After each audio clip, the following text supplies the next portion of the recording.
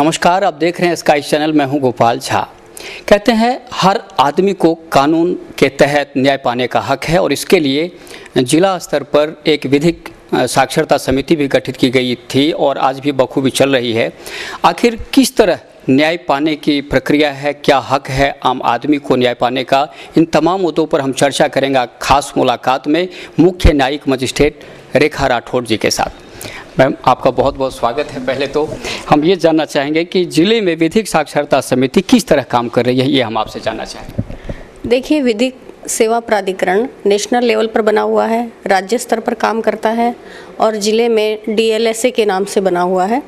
तो पूरे ज़िले में हम जागरूकता कार्यक्रम चलाते हैं, लोक अदालतें लगाते हैं और जो गरीब लोग हैं उनको विधिक सहायता देते हैं। विधिक सहायता से हमारा मतलब है कि जो गरीब लोग हैं, जो अपना वकील नहीं कर सकते, तो उनको सरकारी खर्चे पर वकील मुहैया कराते हैं। अभी 14/2/15 को नेशनल लेवल पर मनी मैटर्स के बारे में लोक अदालत हमारी लगने वाली है। अवकाश का दिन है, उस दिन सारी अदालतें बंद रहेंगी।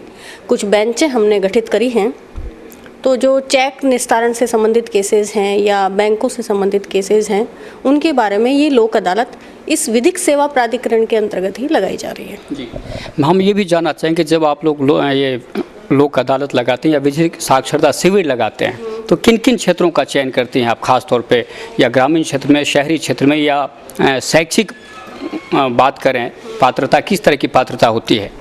विधिक साक्षरता कैंप्स के लिए किसी पात्रता की ज़रूरत नहीं पड़ती।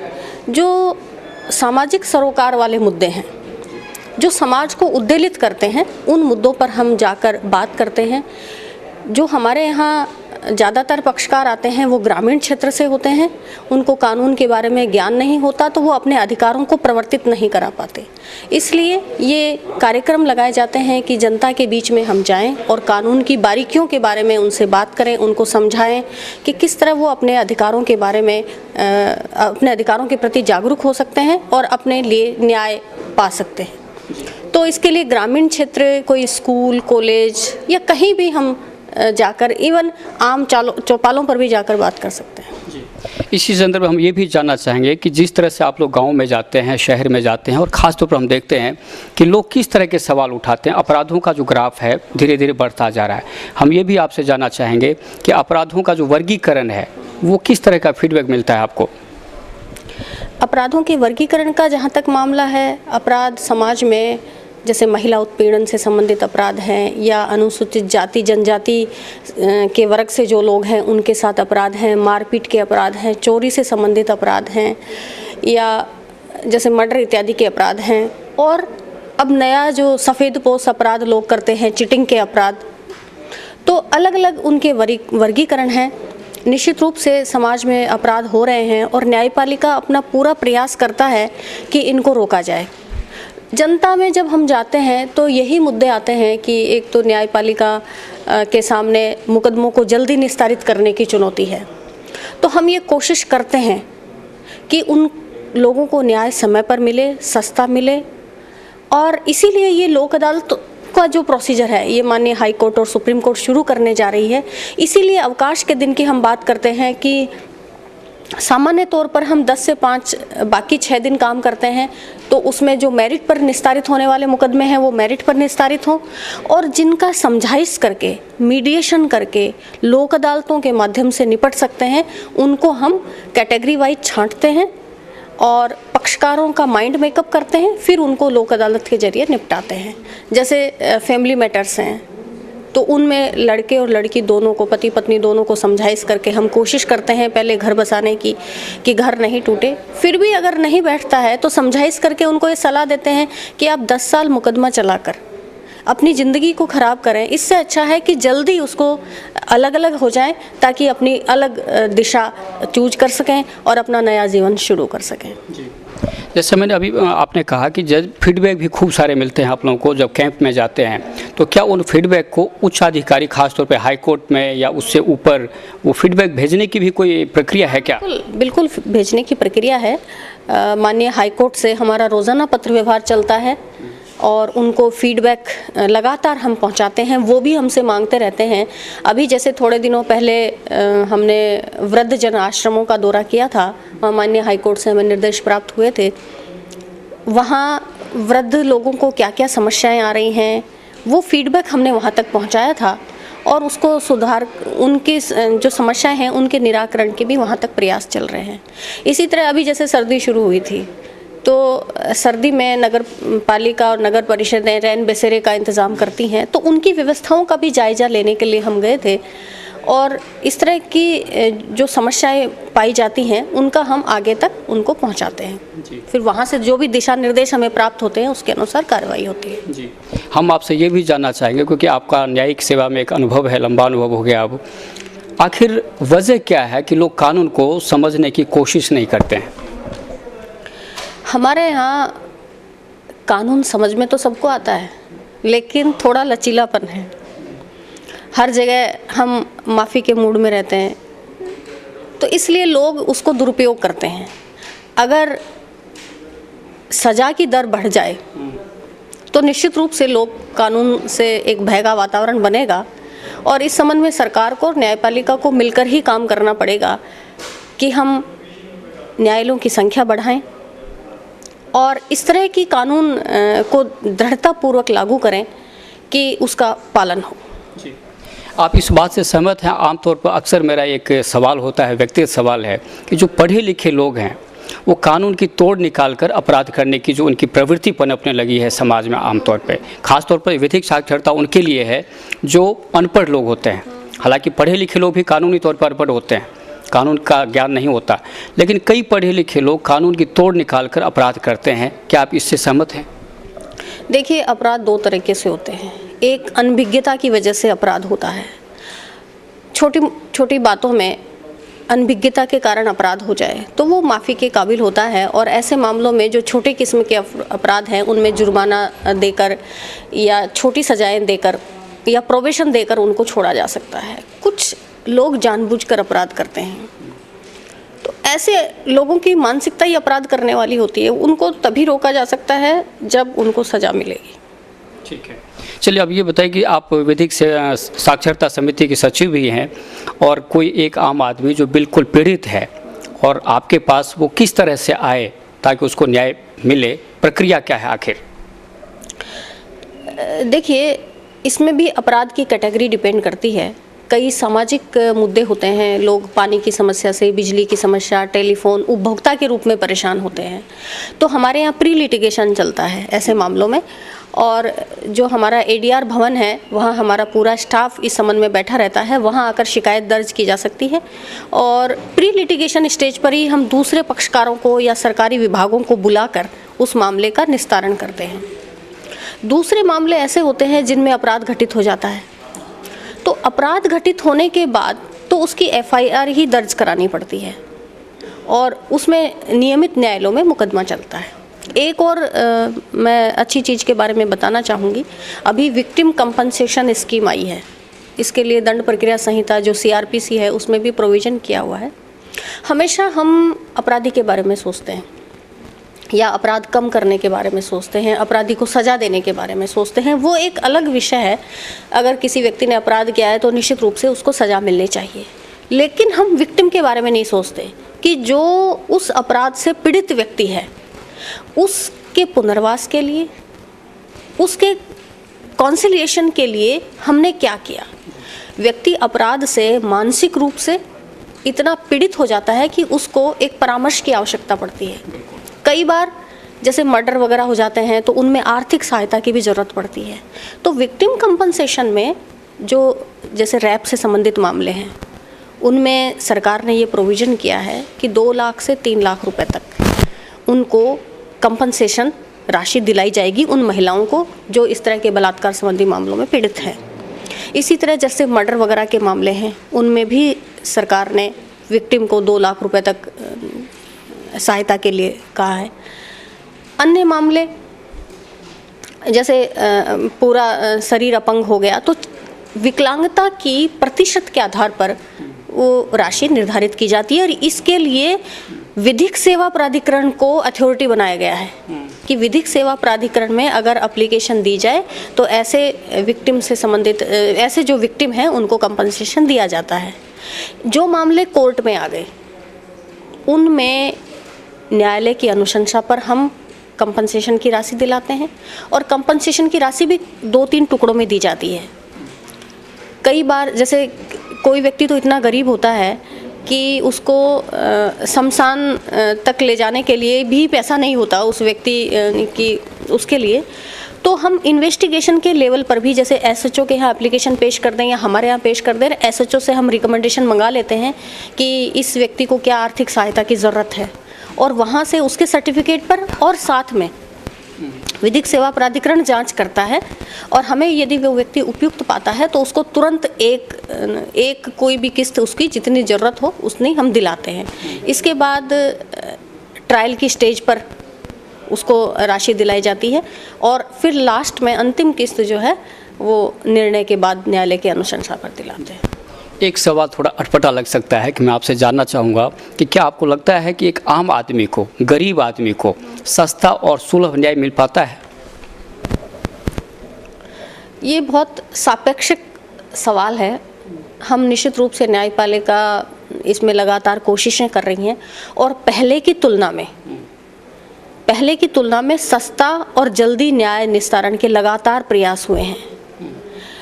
चूँकि न्यायपालिका का कोई प्रवक्ता नहीं है इसलिए हमेशा न्यायपालिका की बात अनसुनी रह जाती है। हमारे यहाँ सस्ते न्याय के लिए ये प्रोविज़न सरकार ने कर रखा है कि हम फ्री में वकील की सुविधा उपलब्ध कराएंगे और प्रत्येक मजिस्ट्रेट की ये ड्यूटी है कि जब भी कोई मुकदमा न्यायालय के समक्ष आता है तो हम अपराधी से ये पूछते हैं कि क्या उसके पास कोई वकील है। अगर वो मना करता है तो उसका फ्री में हम वकील मुहैया उसको करवाते हैं।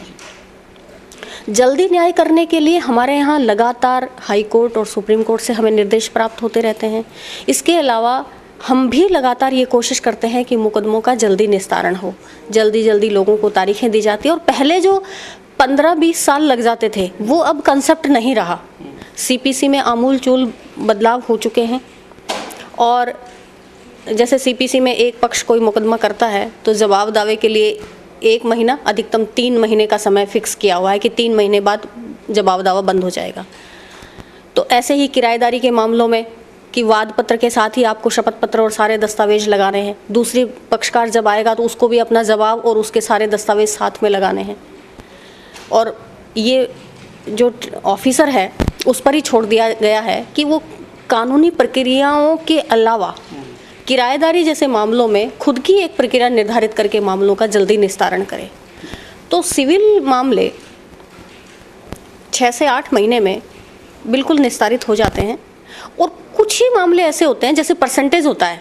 मान लो कोई मामला 10 साल से अगर लंबित है तो उसका कोई 1 या 2% है। ऐसे नहीं कि 100% मामले ही लंबे चलते हैं, ऐसा नहीं है। इसके अलावा जो 100% मामले हैं उनमें हम ये कोशिश करते हैं कि कितना % मामले जो है 5 साल से पेंडिंग है, कितने % मामले हैं जो 1 साल से लंबित हैं। अच्छा, एक पॉइंट और मैं कहना चाहूँगी कि कोई मामला दर्ज होता है तो थोड़ा तो समय लगता है उसको। हम ये नहीं कह सकते कि उसको 1 महीने में निपटा दिया जाएगा। उसके लिए 3 महीने 6 महीने का कुछ समय लगता है। लेकिन जब ये बात होती है कि न्यायपालिका के सामने कितने मुकदमे लंबित हैं तो हम सीधे कहते हैं 3 करोड़ मुकदमे लंबित हैं। लेकिन वो 3 करोड़ मुकदमे में वो केस भी आ गया जो आज ही पेश हुआ। अच्छा, ठीक। तो उस पेंडेंसी में उसको शामिल नहीं करना चाहिए। बिल्कुल। लेकिन जब गिनती होती है, क्योंकि न्यायपालिका का कोई प्रवक्ता नहीं है, उसकी बात कहने के लिए कोई प्रारूप नहीं बना हुआ, इसलिए जनरल में बोल देते हैं 3 करोड़ मुकदमे लंबित हैं। लेकिन वास्तव में इतने मुकदमे लंबित नहीं हैं।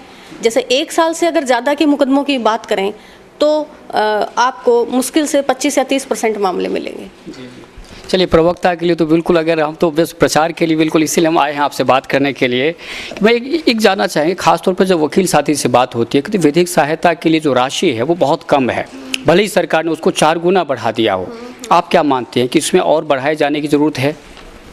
नहीं, विधिक सहायता की राशि पक्षकार को नहीं मिलती है। जी, वकील, विधिक सहायता की राशि वकील को मिलती है। इसीलिए वकील सवाल उठा रहे हैं। और सरकार ने ये कर रखा है कि आप जिस वकील को कहेंगे हम उस वकील को अपॉइंट कर देंगे। दूसरी बात कि वो व्यक्ति जिस भी वकील को, मान लो किसी वकील की फीस 1 लाख रुपए है, तो सरकार 1-1 लाख रुपए तो नहीं दे सकती, लेकिन हमारी और सरकार की ये कोशिश रहती है कि उसको एक न्याय संगत वकील मिल जाए। ठीक है। और न्याय संगत उसकी पैरवी हो जाए। मान लो वो ये कहे कि मैं तो 10 लाख वाला ही वकील करूंगा, तो ये ज़रूरी नहीं है। सरकार की अपनी सीमाएं हैं, तो उस सीमा में रहते हुए वो जितनी सहायता कर सकती हैं उतनी करती हैं। अभी ग्राम न्यायालय का भी बड़ा अच्छा कॉन्सेप्ट आया था, किस तरह काम हो रहा है ग्राम न्यायालय में, उससे आप लोग संतुष्ट हैं? नहीं, ग्राम न्यायालय में बिल्कुल अच्छा काम हो रहा है। ग्राम न्यायालय लोगों के द्वार पर जाकर अपनी सेवाएं देता है और वहीं पक्षकारों के दोनों पक्षों की सुनवाई होती है। वहाँ सरपंच इत्यादि भी उपस्थित रहते हैं, वकीलों को भी वहाँ जाने के लिए कह दिया जाता है। तो गांव में जाने से ये फ़ायदा रहता है मजिस्ट्रेट को कि वो मौके की स्थिति को समझ सकता है कि क्या सच है और क्या झूठ है। वहाँ अगर किसी गवाह के बयान भी लिए जाते हैं तो 4 जनों के बीच में, गांव वालों के बीच में झूठ अगर वो बोलेगा तो उस पर एक सामाजिक दबाव रहेगा, क्योंकि वो 100 गांव के लोग जानते हैं कि वो सच बोल रहा है या झूठ बोल रहा है। तो एक बार तो वो हो सकता है अपनी बात झूठी कह दे, लेकिन पूरी ज़िंदगी वो गांव वालों के सामने झूठा बना रहेगा। इसलिए वहाँ एक उस पर दबाव रहता है और निश्चित रूप से लोगों के द्वार पर जाकर जब कोई काम होता है तो उसमें सच्चाई सामने आने की ज़्यादा चांस रहते हैं। एक हम ये भी जानना चाहेंगे, राजस्व संबंधी मामले भी खूब होते हैं, उसमें किस तरह की विधिक सहायता देने की प्रक्रिया है? राजस्व संबंधी मामलों में भी वही नियम लागू हैं और वहाँ भी जैसे कोई महिला है, कोई बच्चा है या कोई गरीब आदमी है, SC ST से संबंधित है, कोई बाढ़ पीड़ित है, भूकंप पीड़ित है, तो उन लोगों के पास अगर वकील नहीं है तो सरकार फ्री में अपना वकील मुहैया कराती है। लेकिन ये हो सकता है कि जनरली लोग अपने, क्योंकि राजस्व संबंधी मामले हैं, ज़मीनें महंगी हो गई हैं, तो उनकी पैरवी के लिए खुद पैसा खर्च करके ही अपना वकील खड़ा करना चाहते हैं। बिल्कुल। एक हम लोग कई तरह समय से एक बड़ा अच्छा सवाल उठ रहा है और मुझे लगता है बहस का मुद्दा हो गया है ये, कि लोग कानूनी अड़चनों को दूर करने के लिए पहले से कानूनी रूप से उनको तैयार रहना, यानी कानून की समझ उनमें होनी चाहिए। इसीलिए कहा जा रहा है कि क्यों नहीं छोटे बच्चे हैं, जैसे 8वीं 10वीं 12वीं, इसमें कानूनी शिक्षा की ज़रूरत महसूस की जाने लगी है। आप कितने सहमत हैं इस सवाल से? मैं इस सवाल से ज़्यादा सहमत नहीं हूँ, क्योंकि मुझे लगता है कि बच्चों को ओवरबर्डन नहीं करना चाहिए। आगे ही बहुत बोझ के तले बेचारे दबे हुए हैं, कानून की शिक्षा और मोरल की शिक्षा और फलाने नेता के बारे में पढ़ लो और उसके बारे में पढ़ लो। नहीं तो अगर नेताओं से का चैप्टर हटा दिया जाए उसमें, क्योंकि ये तो बहुत ज़्यादा जरूरत से व्हीकल एक्ट की बात हम लोग करते हैं कि बच्चे बाइक चलाते हैं, स्कूटर चलाते हैं, लेकिन उनको पता नहीं होता। तो इस तरह के जो छोटे छोटे केसेज हैं, जो कानून है, इनका उनको होना चाहिए मेरे ख्याल से। मेरा इसमें मामला ये है कि स्कूलें और कॉलेजें, जब हम किसी चीज़ का दिमाग पर प्रेशर बनाते हैं तो दिमाग उस चीज़ को रिसेप्ट करना बंद कर देता है, वो उसको सुनना बंद कर देता है, क्योंकि उनको लगता है कि ये तो स्कूल की पढ़ाई है। स्कूल की पढ़ाई औपचारिक होती है और ज़्यादातर बच्चों को बर्बाद करने का भी यही कारण है कि अनौपचारिक वातावरण में हम उनको जितना सिखा सकते हैं वो ज़्यादा सीखते हैं, बजाय कि सुबह 8 बजे से लेकर और 2 बजे तक। हमेशा आपने देखा होगा जब स्कूल की छुट्टी होती है तो बच्चे ऐसे छूटते हैं जैसे जेल से बाहर आ रहे हो। तो अनुशासन बच्चों में ठीक है, हमें लागू करना चाहिए, लेकिन धीरे धीरे। अति सर्वत्र वर्जित वो वाली बात है। तो उससे ज़्यादा अनुशासन से हम उस अनुशासन के प्रति उसको तोड़ना सिखा देंगे। जी। तो कानून की अनौपचारिक शिक्षा होनी चाहिए, ना कि उनके पाठ्यक्रमों में हम सिर्फ उनको किताबों उनको भर दें कि उनके लिए पढ़ाना मैंडेटरी हो जाए। बोझिल नहीं होना चाहिए। बिल्कुल सरलीकरण होना चाहिए उसमें खास तौर पे। खैर, एक हम चूँकि आप न्यायिक मजिस्ट्रेट और महिला न्यायिक मजिस्ट्रेट, तो महिला उत्पीड़न के मामले बहुत सारे बढ़ रहे हैं, आखिर किसको जिम्मेदार ठहराती हैं आप? अपराध के लिए तो अपराधी जिम्मेदार होगा, विक्टिम को जिम्मेदार नहीं ठहराया जा सकता। जी। यानी किसी वर्ग को कुछ नहीं कहेंगे, जो भी है। नहीं। जी चलिए, एक सवाल बार बार उठता है कि चारित्रिक पतन का दौर चल रहा है। हर जगह जिस तरह से केसेज की संख्या बढ़ रही है, इस तरह के जो खूब सारे मामले बढ़ रहे हैं, हनुमानगढ़ जिला या बीकानेर संभाग या राजस्थान की बात करें तो यहाँ पे बहुत ज़्यादा स्थिति दयनीय है। आखिर इस चारित्रिक पतन को रोकने के लिए समाज को क्या करना चाहिए आपके हिसाब से? इसके लिए हमें आचरण से उनके सामने उदाहरण प्रस्तुत करने होंगे। हम मोरल शिक्षा का पाठ पढ़ाकर किसी को चारित्रिक रूप से सुदृढ़ नहीं बना सकते, और चारित्रिक सुदृढ़ता व्यक्ति में होनी चाहिए, क्योंकि किसी व्यक्ति की एक कमजोरी उसके पूरे जीवन को बर्बाद कर देती है। तो चारित्रिक दृढ़ता बिल्कुल होनी चाहिए, लेकिन जब हम अपने से ऊंचे वाले लोगों को चारित्रिक रूप से सुदृढ़ देखेंगे तब हम उस पर आचरण करेंगे। ठीक है। तो मेडिटेशन वगैरह से हम अभी बच्चों को आध्यात्मिक शिक्षा नहीं देते। आध्यात्मिक शिक्षा से व्यक्ति का माइंड सेट परिवर्तित होता है और वो मानसिक रूप से सुदृढ़ बनता है। और हम बच्चों को हमें ये ज़रूर सिखाना चाहिए कि चारित्रिक दृढ़ता का हमारे जीवन में क्या महत्व है। और एक आखिरी सवाल, मैंने आपको कई जगह सुना भी और आपने एक बहुत अच्छी बात भी कही है, लेकिन मेरा दूसरा पहलू पे ज़्यादा मेरा सवाल केंद्रित है कि आप चाहती हैं कि बिल्कुल जज और जनता के बीच दूरी जो है वो पाटने की ज़रूरत है। एक तरह से बहुत अच्छी बात है और सराहनीय कदम है आप जो जिस तरह की बात कहती हैं, लेकिन दूसरा पहलू उसका ये होता है कि इसका कहीं ऐसा तो नहीं होगा कि दूसरे लोग वो उसका फ़ायदा उठाना चाहें, जो गलत लोग हैं, क्योंकि एक दूरी मेंटेन करना बहुत ज़रूरी। न्यायपालिका बिल्कुल अलग देखते हैं समाज में कि वहाँ पर कोई फटक नहीं सकता गलत आदमी, लेकिन आमतौर पर जब इस तरह की छूट मिल जाएगी थोड़ी सी, तो गलत लोग इसका फ़ायदा नहीं उठाने की कोशिश करेंगे।